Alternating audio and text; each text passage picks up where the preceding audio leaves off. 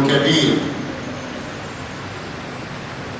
المدبر بلا وشير ولا وزير، وهو اللطيف الخبير. هو الواحد لا من قلة، وهو الموجود لا من علة. هو خالق الخلق ومبتديه، ورازقه وكافيه، ومسعده ومشقيه. من أقبل عليه أقبل عليه، ومن أعرض عنه فتح له منافذ العود إليه. أيا من جل عن كيف وأين، خلقت الكائنات بحسن خلق، وأنت على جميع الخلق شاهد. وأنت بحيث أنت وليس كيف ولا مد تمثله الشواهد. أجرنا من عذابك واعف عنا، وبلغنا إلى نيل المقاصد. وأشهد أن لا إله إلا الله، أسعى لخلاقي وأقصد وجهه، وإلى المسير إليه لن أتخلفا. إن قيل من كنت امرؤ في ربه ساعي، وهذا بانتسابي قد كفى. يا مالك الروح انظر إلي، فأنت أكرم من عفا. وأشهد أن سيدنا وحبيبنا وطب قلوبنا ونور أبصارنا وبصائرنا سيد الخلق سيدنا محمد، وسيد الوجود سيدنا محمد، سفينة التوحيد ربانها وقائدها محمد. إذا عصف الأمر وأدب ليس لنا إلا محمد، وإذا اشتد الكرب وعتي الذنب ليس لنا إلا محمد. اللهم صل وسلم على أفضل صلاة وأكرم تسليمات، وعلى آله وصحبه والصحابيات. أما بعد، رب اشرح لي صدري ويسر لي أمري واحلل عقدة من lisani yafqahu qawli. Ndugu zangu katika Uislamu, kwanza kabisa na kuhusieni pamoja na kuihusia nafsi yangu katika swala zima la kumcha Mwenyezi Mungu Subhanahu wa Ta'ala, kwani Mwenyezi Mungu Subhanahu wa Ta'ala anawapenda watu ambao wanamcha yeye. Ama katika hotuba yangu ya leo katika Masjid Idrisa, ninakuja na unwani inayosema hubbul watan. Kwa Kiswahili tunasema uzalendo. Hubbul watan ni hadithi ya Mtume wetu Muhammad sallallahu alaihi wasallam. Hubbul watan min al-iman, kuwa mzalendo ni katika imani, kwa kuthibitisha Mtume wetu Muhammad. Hilo amelithibitisha Mtume wetu Muhammad sallallahu alaihi wasallam. Neno uzalendo ni neno maarufu na ni neno ambalo litafahamika kwa kuitafsiri kwa kirefu kidogo. Tunasema kuipenda nchi yako, kuipenda nchi yako. Na uzalendo maana yake kuipenda nchi yako, lakini pia uzalendo maana yake kujitoa kwa ajili ya nchi yako. Uzalendo pia maana yake kuithamini nchi yako, ndiyo maana ya uzalendo.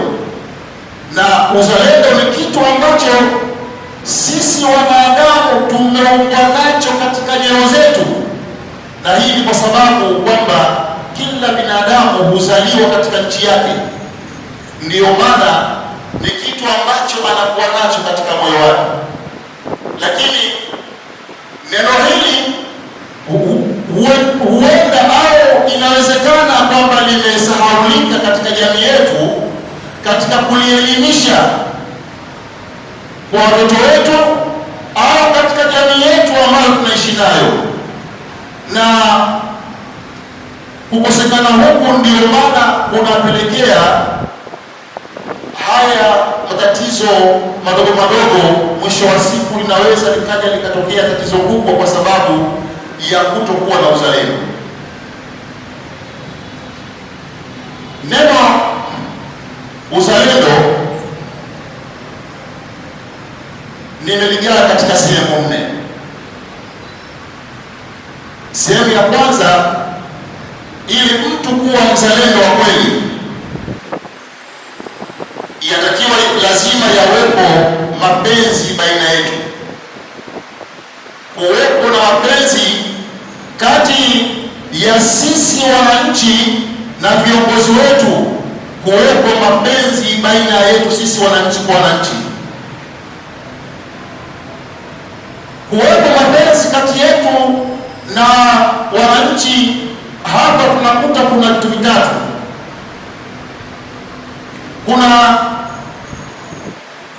kupendana sisi kwa sisi kwa ajili ya kusaidiana, yaani kusaidiana, ndio kunapatikana mapenzi baina yetu sisi hapa. Lakini kuna mapenzi kati yetu sisi na viongozi, maana yake kuwatii viongozi wetu. Na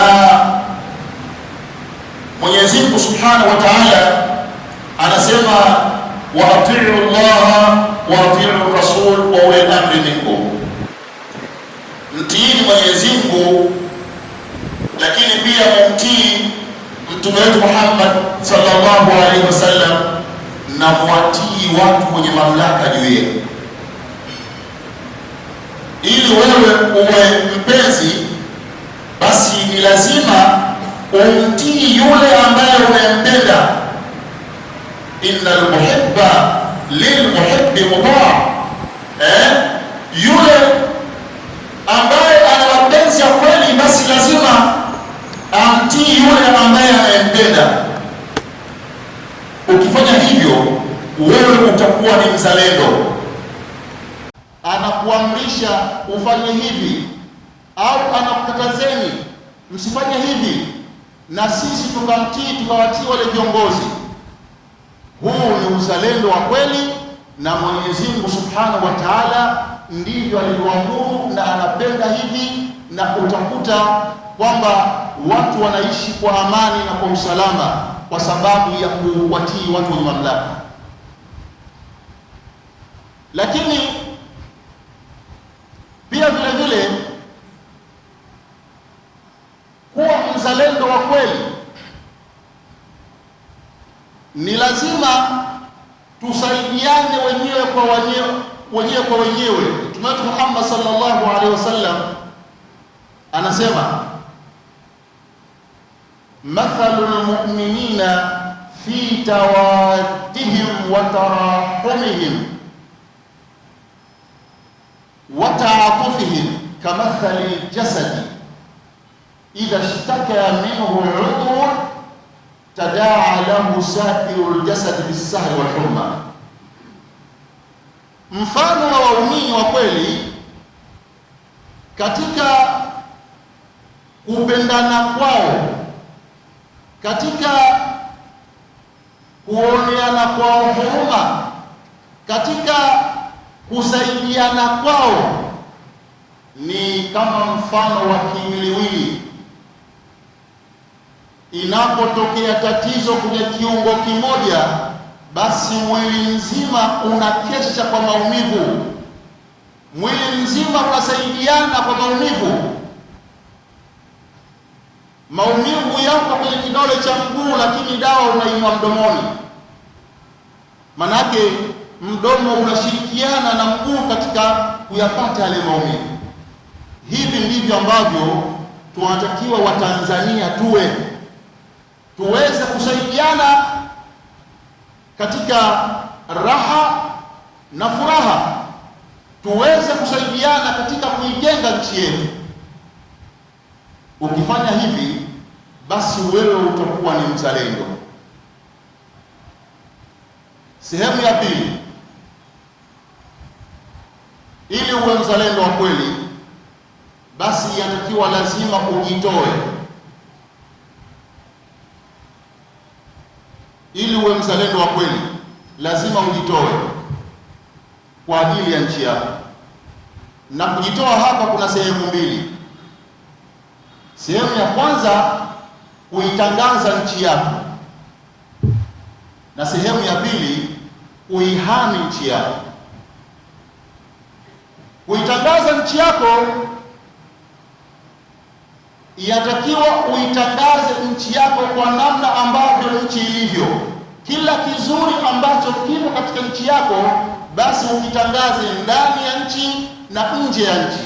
Na haya Mwenyezi Mungu Subhanahu wa Ta'ala alimwamuru Sayyidina Ibrahim alayhi salam.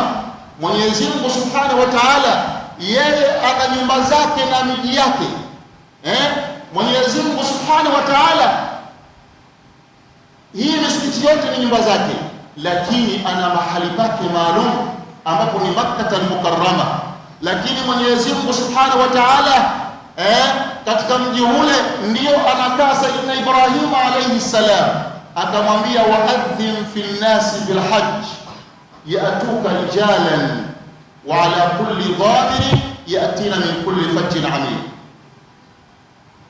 Mwenyezi Mungu anamtaka Ibrahim alayhi salam aweze kuitangaza nchi yake, aweze kuitangaza nyumba ya Mwenyezi Mungu, awaite watu kutoka katika nchi mbalimbali waje katika nchi ambayo anaishi Sayyidina Ibrahim alayhi salam, waje katika nyumba ya Mwenyezi Mungu Subhanahu wa Ta'ala kwa ajili ya kufanya hija, waje kwa ajili liyashhadu manafi'a lahum, ili waweze kuyaona manufaa yao. Ukitoka wewe hapo ukienda hija, maana yake kuna manufaa pale utakayoyapata wewe, lakini pia vile vile hata wale watu walioko ndani ya hija, ndani ya mji ule, wataweza kunufaika na ule ujio wako wewe mwenyewe. Kwa hiyo angalia, Mwenyezi Mungu Subhanahu wa Ta'ala anamfundisha Nabii Allah Ibrahim namna ya uzalendo, watakiwa uwe namna gani kuitangaza nchi yake. Kuitangaza nchi kutapelekea kuweza kuja wageni wa aina mbalimbali, na hivi ndivyo ambavyo tunatakiwa sisi tuitangaze nchi yetu. Vivutio vyetu tulivyokuwa navyo, mbuga za wanyama, mlima Kilimanjaro na mengineyo, tukiitangaza au tukivitangaza vivutio vyetu hivi nje ya nchi, wataweza kuja wageni wa aina mbalimbali ili kupata manufaa yao. Wakija wakiona kuna vitu ambavyo vinawafaa wao katika nchi yao, basi hata sisi tunaweza kunufaika, kama Mwenyezi Mungu Subhanahu wa Ta'ala alivyosema liyashhadu manafi'a lahum, ili waweze kunufaika au kushuhudia manufaa yao. Manake wakiona kuna manufaa yao pale, wataweza kunufaika wao na watu wa ndani ya nchi. Na sisi tukitangaza nchi yetu, basi tunaweza tukawaleta wageni wa aina mbalimbali, wakaweza kunufaika na vitu vyetu, na sisi tukaweza kunufaika na vitu ambavyo wataka kutuletea. Leo hii tuna wawekezaji hawa wametoka nje, kuna wa nje na wa ndani. Hawa kuja hapa manake kuna kitu wanaona wananufaika nacho. Kwa hiyo wakiwekeza, hata sisi vijana wa Tanzania wataweza kuajiriwa, vijana wa Tanzania wataweza kunufaika na manufaa ya aina mbalimbali. Leo hii kuna watu wanakuja kuona mbuga za wanyama, watakuja watatoa pesa kwa ajili ya kuona wale wanyama. Zile pesa zitaweza kutufaidi sisi hapa, sisi wananchi wa Tanzania, na hatuwezi kunufaika bila ya kuitangaza nchi yetu, na ukiitangaza nchi yetu ndio tunasema huu ni uzalendo wa kweli. Ama sehemu nyingine ya kujitoa ni kuihami nchi, kuihami nchi yako. Manake tayari umeitangaza nchi, wawekezaji wamekuja, wageni wamekuja kuwekeza, wao wamenufaika na sisi tumenufaika. Sasa kazi iliyobaki ni kukilinda kile ambacho tumenufaika nacho. Kwa mfano, wamekuja wawekezaji, wametujengea mabarabara, wametujengea sijui vitu vya aina mbalimbali, miundombinu mbalimbali, barabara zinatembea vizuri. Sasa tuvilinde vitu vyetu. Ndio Mwenyezi Mungu anasema, wala tufsidu fil ardi ba'da islahiha, wala tufsidu fil ardi ba'da islahiha, msiharibu nchi yenu baada ya kuitengeneza. Kama kuna tatizo lolote, basi mzalendo wa kweli ni yule anayezubiri na sio kuiharibu nchi, sio kukomoa maeneo ya aina mbalimbali, la, bali kufanya hivyo au mtu anayefanya hivyo sio mzalendo wa kweli.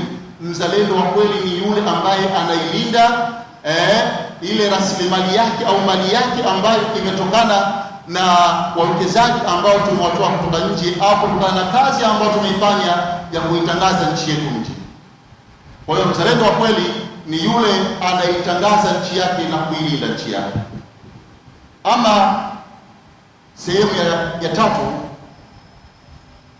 mzalendo wa kweli ni yule ambaye anakithamini cha kwake, anakithamini cha kwake. Kuthamini cha kwako manake wewe ukubali kwamba kuzaliwa katika nchi yako ya Tanzania ni fahari kwako. Kuna watu leo anakwambia bora ningezaliwa Marekani, Mtanzania huyo, bora ningezaliwa Marekani au bora ningekuwa mbwa Marekani kuliko kwa binadamu Tanzania. Maana hudhamini kule kuzaliwa kwako ndani ya nchi ya Tanzania. Mtanzania na ni mzalendo wa kweli ni yule anayejiona fahari kwamba yeye amezaliwa Tanzania. Mzalendo wa kweli ni yule ambaye anayejiona fahari yeye kuwa Muhehe. Mzalendo wa kweli ni yule ambaye anajiona fahari yeye kuwa Mgogo. Mzalendo wa kweli ni yule ambaye ana fahari kabila lake lile ambalo kazaliwa nalo. Leo tunakataa makabila yetu sisi huko. Ukiulizwa wewe nani kabila gani, wasema mimi Mwarabu, na kati wewe ni Mgogo. Kwa hiyo lazima tuwe wazalendo wa kweli kwa kujifaharisha na utanzania wangu. Angalia Sayyidina Bilal ibn Rabah. Sayyidina Bilal ibn Rabah alikuja siku moja Sayyidina Abu Dharr al-Ghaffari akamwita kwa kumkashifu, yabna sauda. Sayyidina Bilal ibn Rabah ihmarrat aynahu, yale macho yakawa mekundu kwa hasira, akapatwa na jazba. Kwa nini mwangalita namna hii? Yabna sauda, maana yake yani kwamba wewe jitu jeusi, Akatoka Sayyidina Bilal haraka kwenda kwa Mtume wetu Muhammad sallallahu alaihi wasallam, akamwambia ya Rasulullah,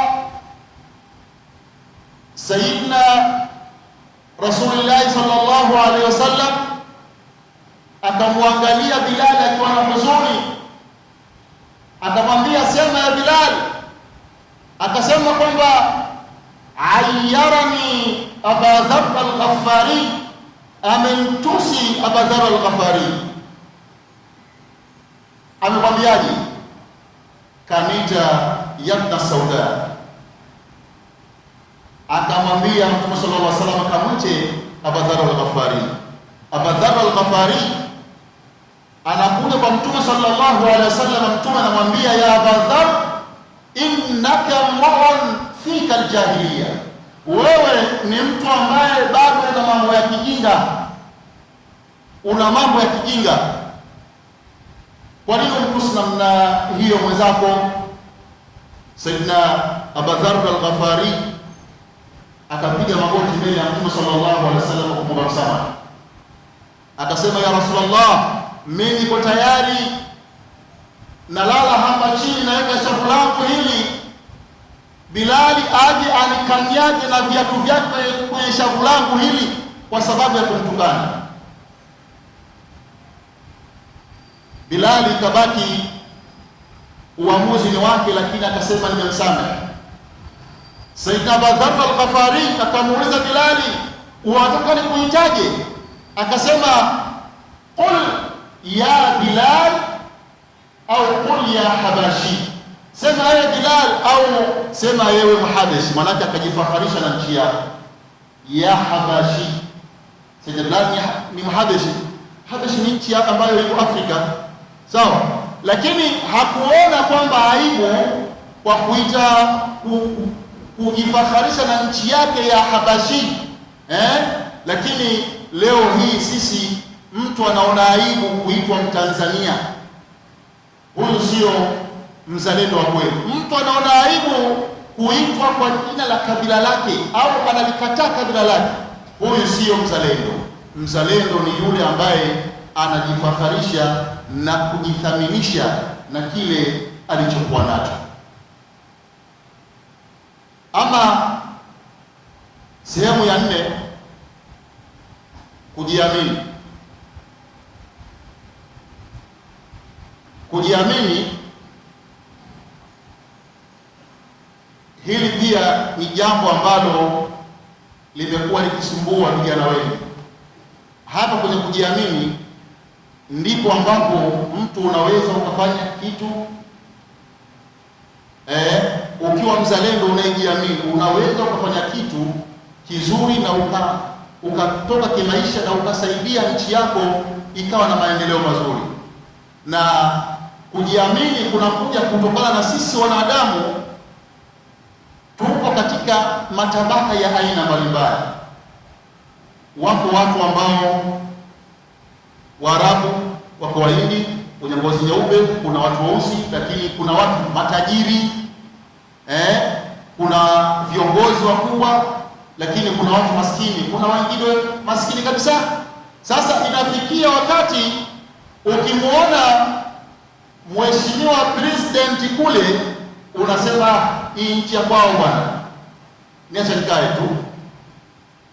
Ukimwona tajiri unasema bwana, hii nchi ya matajiri. Wewe tena unakuwa hujiamini.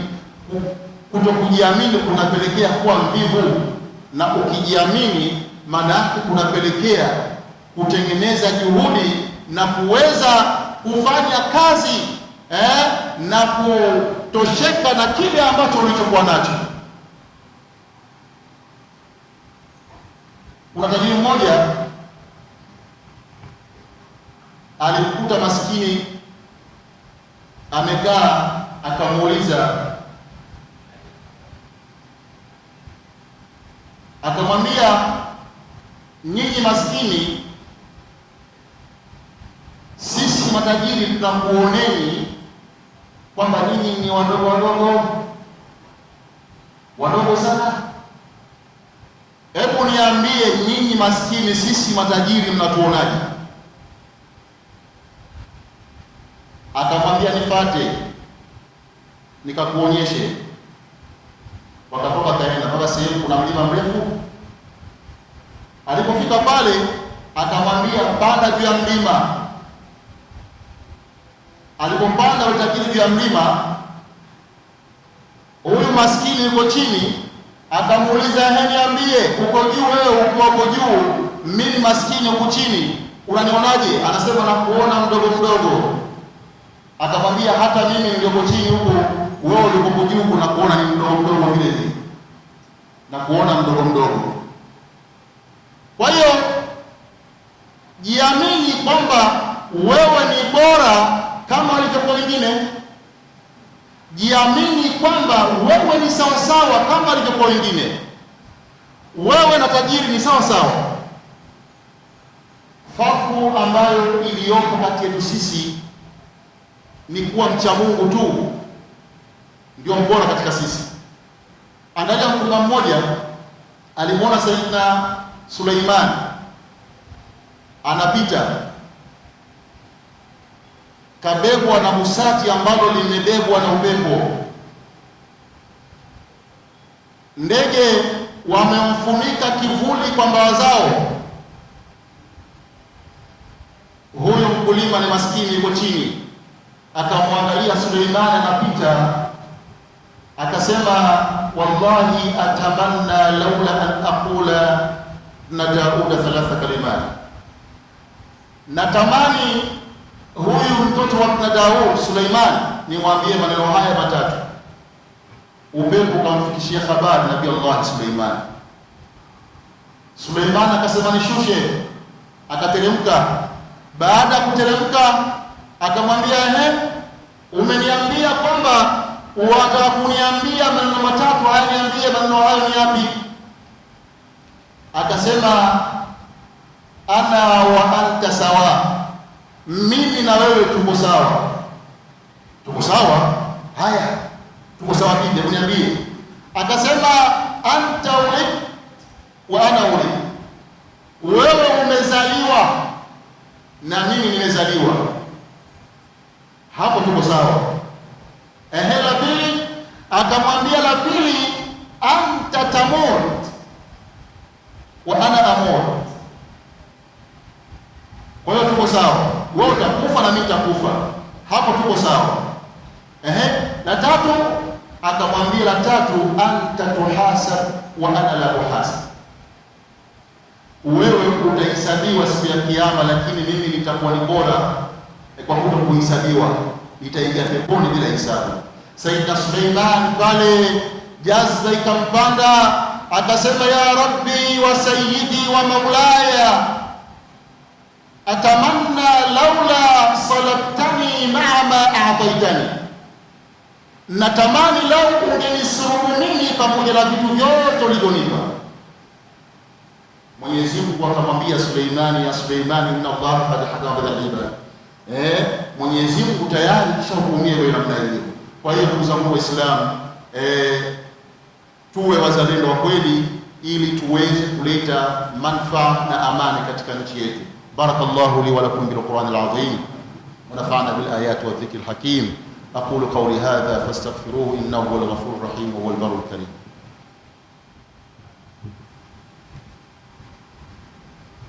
Alhamdulillah الذي أعاد وأبدى، نحمده على ما منح من الإنعام وأسدى، ونستغفره لذنوبنا التي لا تحصى عدا، والصلاة والسلام على سيدنا محمد أكرم به رسولا وعبدا، وعلى آله وأصحابه المكتسبين به شرفا ومجدا. أما بعد. Ndugu zangu Waislamu, kama nilivyotangulia kusema katika hotuba ya kwanza, mada yangu ya leo ni hubbul watan, kuwa wazalendo. Kuwa wazalendo utapelekea nchi yetu kuweza kuwa katika amani ambayo tulikuwa nayo. Nchi itaendelea kuwa na amani ile ile. Mshairi mmoja namalizia kwa kusema, anasema, idha dhukira albiladu bisu'i ترى كل من له شأن عرب إذا ذكر البلاد بسوء ترى كل من له شأن عرب، فمنها من يموت على وضوءه، ومنها من يموت على هواه، ومنها من يذوب كمثل الشمع إذا شوق المحبة للبلاد قد صلاه، فكم من رجال أبدى اعتراضا فلما ذاق ما ذوق اشتهاه. Ukisikia nchi yako inatajwa kwa ubaya, utaona watu wenye mapenzi ya kweli na nchi basi wanaacha kila chake kwa ajili ya kuihami nchi. Wapo watu ambao wanakufa kwa udhu, mcha Mungu anatia udhu anakufa. Wapo watu ambao wanakufa kwa mapenzi ya Simba zao na Yanga zao. Tumesikia wapo watu ambao mtu anazimia tu anakufa kwa jambo lake linampenda, lakini kuna watu ambao wanakufa kwa sababu ya nchi yao. Hawa ndio wazalendo wa kweli, na sisi tunatakiwa tuwe wazalendo wa kweli. Inna Allaha malaikatahu yusalluna ala nabi ya ayyuhalladhina amanu sallu alayhi wa sallimu taslima. Allahumma salli wa sallim ala sayyidina Muhammad wa ala ali sayyidina Muhammad kama sallaita ala sayyidina Ibrahim wa ala ali Ibrahim innaka Hamidum Majid. وبارك على سيدنا محمد وعلى آل سيدنا محمد كما باركت على سيدنا إبراهيم وعلى سيدنا إبراهيم إنك حميد مجيد في العالمين إنك حميد مجيد. وارض اللهم عن الخلفاء الراشدين المهديين خصوصا منهم في العصر العريق أمير المؤمنين سيدنا أبي بكر الصديق، وأمير المؤمنين سيدنا عمر بن الخطاب، وأمير المؤمنين سيدنا عثمان بن عفان، وأمير المؤمنين سيدنا علي بن أبي طالب. وارض اللهم عن بقية الصحابة رضوان الله تعالى عليهم أجمعين. ربنا تقبل منا إنك أنت السميع العليم، تب علينا إنك أنت التواب الرحيم، برحمتك يا أرحم الراحمين. صلى الله على سيدنا محمد وعلى آله وصحبه وسلم وآله وسلم.